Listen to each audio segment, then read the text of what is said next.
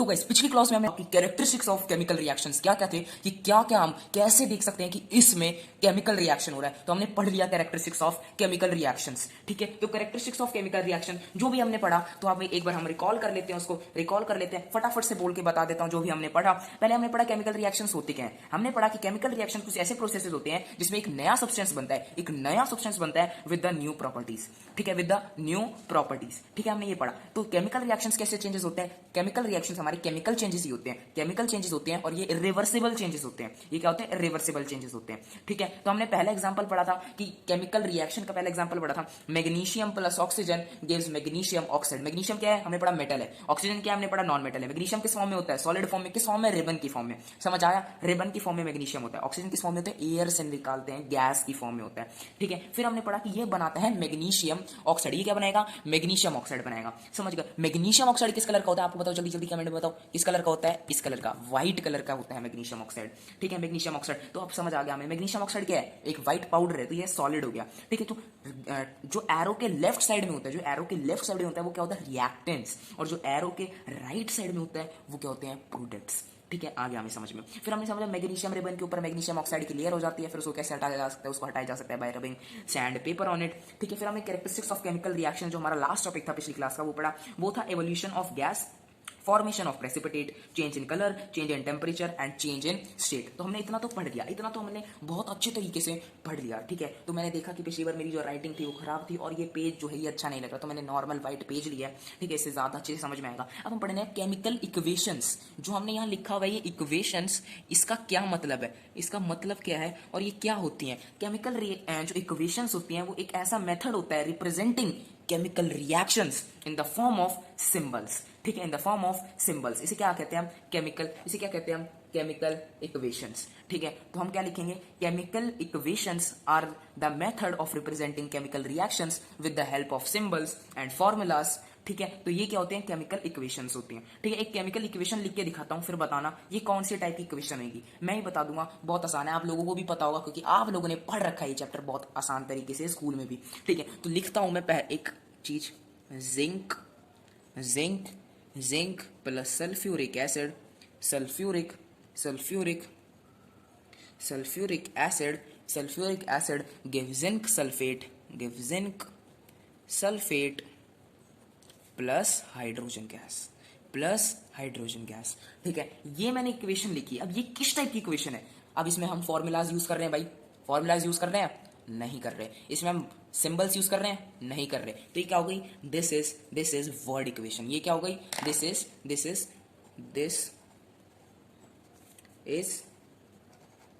Word equation. ये क्या हो गई? ये एक वर्ड इक्वेशन हो गई। ये क्या हो गई? ये एक हमारी क्या हो गई? वर्ड इक्वेशन हो गई। एक बार हाईलाइट कर देता हूं तो आपको अच्छे से दिख जाएगा। ये एक हो गई वर्ड इक्वेशन, ये हो गई हमारी एक वर्ड इक्वेशन। हमें इतना समझ आ गया, हमें ये समझ आ गया। अब हम इनके फॉर्मूलाज डिस्कस कर लेते हैं, इनके क्या क्या सिंबल्स वगैरह हैं वो डिस्कस कर लेते हैं, जो भी हमने लिखा है इनमें। Zinc plus sulphuric acid gives zinc sulphate plus hydrogen. भाई अब इसका फॉर्मूला पूछ लेगा, इसका सिंबल पूछ लेगा, इसका फॉर्मूला पूछ लेगा, इसका सिंबल पूछ लेगा। ठीक है, समझ गए। अब सिंबल ऑफ जिंक क्या होता है? सिंबल ऑफ जिंक क्या होता है? जल्दी कमेंट करो, जल्दी कमेंट करो। ये होता है भाई Zn। सिंबल ऑफ जिंक क्या होता है? Zn। क्या होता है? Zn। Formula of sulphuric acid, इसका ये होता है H2SO4। तो सल्फ्यूरिक एसिड का फॉर्मूला क्या भाई? H2SO4 H2SO4 H2SO4 H2SO4। Next आ गया हमारा जिंक सल्फेट। जिंक सल्फेट का क्या फॉर्मूला होता है? क्या फॉर्मूला होता है? बताओ, जल्दी बताओ। ZnSO4। और हमारा हाइड्रोजन का क्या फॉर्मूला होता है? H2। हाइड्रोजन का क्या फॉर्मूला हुआ? H2। समझ आ गया भाई, समझ आ गया, बहुत अच्छे से समझ आ गया कि ये हमने केमिकल इक्वेशन लिखी, इस इक्वेशन को कहते हैं हम वर्ड इक्वेशन, इसके सिंबल्स हम लोगों ने लिख दिए। आ गया भाई, समझ आ गया। तो हमने पिछली क्लास में पढ़ा था, इसमें से अब रिएक्टेंट्स का होगा, उनको सिंबल्स की फॉर्म में, फॉर्मूलाज की फॉर्म में लिख देते हैं, इनको फॉर्मूलाज की फॉर्म में लिख देते हैं। ZnH2SO4 gives ZnSO4 plus H2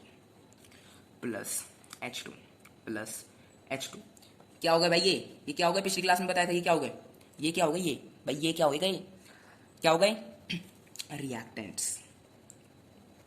क्या हो गए, रिएक्टेंट्स, और ये क्या हो गए, प्रोडक्ट्स प्रोडक्ट्स प्रोडक्ट्स प्रोडक्ट्स। समझ आ गया, ये हमने लिख दिया, ये हमने लिख दिया, ये हमने लिख दिया कि ये रिएक्टेंट्स हो गए, ये प्रोडक्ट्स हो गए, और ये symbol of zinc ZnH2SO4 ZnSO4 और H2। इससे हमें क्या समझ आया कि ये केमिकल इक्वेशन को लिखने का एक पर्टिकुलर एक ये तरीका होता है कि हमें फॉर्मूलाज और सिंबल्स की फॉर्म में केमिकल इक्वेशन को हमें फॉर्मूलाज और सिंबल के उसमें लिखना है। अब भाई, अब जो है इस चैप्टर का मेन टॉपिक जिसमें से क्वेश्चंस बिल्कुल आएंगे, वो है बैलेंसिंग। क्या है, बैलेंसिंग। क्या है, balanced and unbalanced chemical reactions. तो ये पढ़ेंगे। तो अनबैलेंस्ड क्यों लिख रहा हूँ भाई, चल लिख देते हैं, unbalanced and balanced chemical reactions, unbalance and balance chemical equations. तो हमारा आ गया भाई ये, ठीक है, हमारा आ गया unbalance and balance chemical equation. Heading वगैरह डाल लो, बढ़िया से लिखना स्टार्ट करेंगे भाई, ठीक है, बढ़िया से लिखना स्टार्ट करेंगे unbalance and balance chemical equation. तो भाई इसका जो सॉल्व करने का ना एक निंजा जो हमारा तरीका है, वो निंजा तरीका हमारा हिट एंड ट्रायल मेथड है। पर जो हमारा लल्लू लोग करते हैं, जो बहुत ज्यादा बुक को फॉलो कर टेबल बनाएंगे, वो करते हैं, तो उनका कुछ ऐसा तरीका है भाई। उस तरीके से हमें एक बार देखना पड़ेगा, फिर अपन लोग इतने परफेक्ट हो जाएंगे कि हमें देखते पता चलते भाई ये ऐसे हो रहा है, ये ऐसे हो रहा है, ये ऐसे हो रहा है। इसी का एग्जांपल ले रहे हैं, ठीक है। तो आप लोगों को कैसे बनना, निंजा मेथड वाला बनना है। आप लोग टेबल बनाने मत बैठ जाना, कभी टेबल बनाते रह जाओ, ठीक है। Number of Zn atoms, number of H atoms, number of S atoms and reactants in products, फिर उनको देखो, फिर मल्टीप्लाई कर देखो ये इतना नहीं भाई, इतना टाइम नहीं है। 3 घंटे का पेपर है, 3 घंटे का, और आपने वो देख ही दिया होगा कि कैसा पेपर हमारा जो है आने वाला है। सैंपल पेपर आ गया, और सैंपल पेपर जो है उसका भी मैं आपको सॉल्यूशंस बताने वाला हूँ जल्दी। ये चैप्टर कंप्लीट हो जाने दो, उसके भी सॉल्यूशंस आने वाले हैं। Unbalance and balance chemical equations पे आ गए हम लोग, ठीक है। इसमें हम लोग पढ़ने वाले हैं अनबैलेंस और बैलेंस केमिकल इक्वेशंस क्या होती हैं। बैलेंस केमिकल इक्वेशंस एक ऐसी इक्वेशन होती है, ये एक ऐसी इक्वेशन है, ये जो बैलेंस लिखा हुआ है ना, बैलेंस केमिकल इक्वेशन एक ऐसी इक्वेशन है जिसमें इक्वल नंबर ऑफ एटम्स हैं इन रिएक्टेंट्स एंड प्रोडक्ट्स, ठीक है। इक्वल नंबर ऑफ एटम्स, इसका क्या मतलब, मैं क्या कहना चाह रहा हूँ समझो।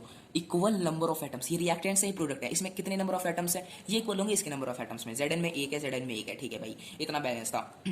H2 में 1 है, H2 में 1 है, ठीक है भाई, इतना बैलेंस था। और फिर हमारा SO4 में जो 1 इसमें सल्फर में हमारा 1 हो गया, और ऑक्सीजन में 4 हो गया, 1 4। ये जो इक्वेशन है, कैसी इक्वेशन है, balanced chemical equation.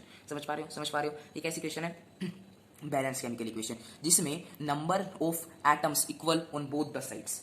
The number of atoms are equal on both the sides.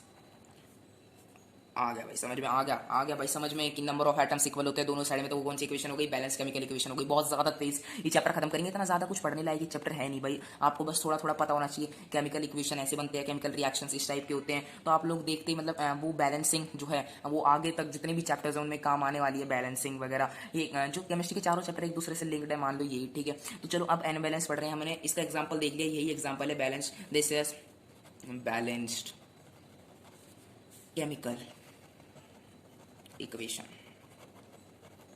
ये क्या हो गई, बैलेंस्ड केमिकल इक्वेशन हो गई। क्या हो गई ये, balanced chemical equation. Unbalanced chemical equation क्या होती है, अनबैलेंस्ड केमिकल इक्वेशन ये इक्वेशन होती है that have unequal number of atoms of one और more element in the reactants and products. क्या हो गया, अनइक्वल नंबर ऑफ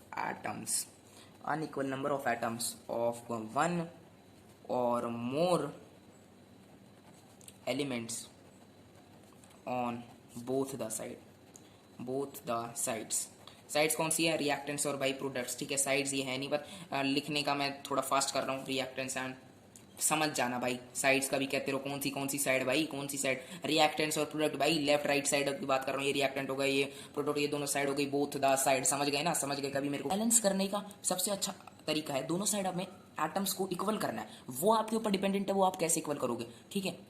तो आपको उसका निंजा मेथड बताने वाले हैं अपन लोग। तो सबसे पहले हमें पता होना चाहिए अनबैलेंस और बैलेंस केमिकल इक्वेशंस क्या क्या होती हैं। हम ये टॉपिक को बस इधर ही पॉज करने वाले हैं, अनबैलेंस और बैलेंस। अब जल्दी से फटाफट अनबैलेंस का एग्जांपल देखते, क्लास लंबी हो जाएगी तो आपको बोरिंग लगने लगेगी। फिर 5-5 घंटे 8-8 घंटे की जो क्लासेस होती हैं वो बोरिंग लगने लग जाती है, आधे घंटे में आप लोग छोड़ देते हो, ठीक है। आधे घंटा जो ह्यूमन ब्रेन है वो बहुत ज़्यादा ध्यान से पढ़ पाता है, ठीक है। 1 घंटा भी बहुत ठीक ठाक जो लोग हैं वो पढ़ता है 1.5 घंटा। पर जो 15 मिनट में जो चीज़ आपको समझाई जा रही है वो बहुत ही ज़्यादा ध्यान से सुनना, क्योंकि बहुत ज़्यादा इंपॉर्टेंट है according according to your exam point of view. और मैं आपसे ये कहूंगा, मैं नीचे भी आपको लिख के दे दूंगा कि ये जो वीडियो है मेरी वीडियो है वो 1.5x पर देखा करें। किस पे देखा करें? 1.5x। ठीक है, तो जल्दी जल्दी से लेक्चर खत्म होगा। 12 मिनट की वीडियो 6 मिनट में लगभग खत्म हो जाएगी, 6-7 मिनट में। ठीक है, तो ऐसा करना है आप लोगों को। अनइक्वल का एग्जाम्पल देखते हैं। एग्जाम्पल अनबैलेंस का एग्जांपल देखते हैं। नॉर्मल एग्जांपल भाई, H2 plus O2 gives water दिया भाई, वाटर दिया। H2 प्लस O2 ने क्या दिया? वाटर दिया। वाटर दिया H2 प्लस O2 ने वाटर दिया। क्या हो गया है कि ये क्या हो गए? ये हो गए रिएक्टेंट्स। और ये क्या हो गया? ये हो गया हमारे प्रोडक्ट। क्या हो गया? प्रोडक्ट। ठीक है, क्या हुआ? प्रोडक्ट हो गया भाई। रिएक्टेंट और प्रोडक्ट हो गए। अब देख लो भाई, नंबर ऑफ एटम्स देख लो दोनों साइड। टेबल बनाकर देख लो, टेबल बनाकर देखो, टेबल बनाकर देखो भाई। Number of H atoms, number of H atoms in reactants and in products. Reactants में कितने H एटम्स? 2। प्रोडक्ट में कितने हैं? 2। अब दूसरा क्या है? Oxygen. Number of oxygen atoms, O atoms. Reactants में कितने भाई? 2। पर हमारा प्रोडक्ट की साइड में क्या है? 1। अनइक्वल समझ आ रहा है ना? अनइक्वल चीजें आ गई भाई। देखा करो यार, लिखते जाओ साथ साथ। इतनी जल्दी हमने ये हमारा बैलेंस और अनबैलेंस जो केमिकल रिएक्शंस हैं, केमिकल इक्वेशंस हैं, उनके बीच हमें डिफरेंस पता चल गया। हमें समझ लिया कि वर्ड इक्वेशंस क्या होती हैं। तो 15 मिनट के लेक्चर में भाई बहुत ज्यादा हम लोग कवर कर चुके हैं। अभी क्या हो गई? ये हो गई अनबैलेंस्ड केमिकल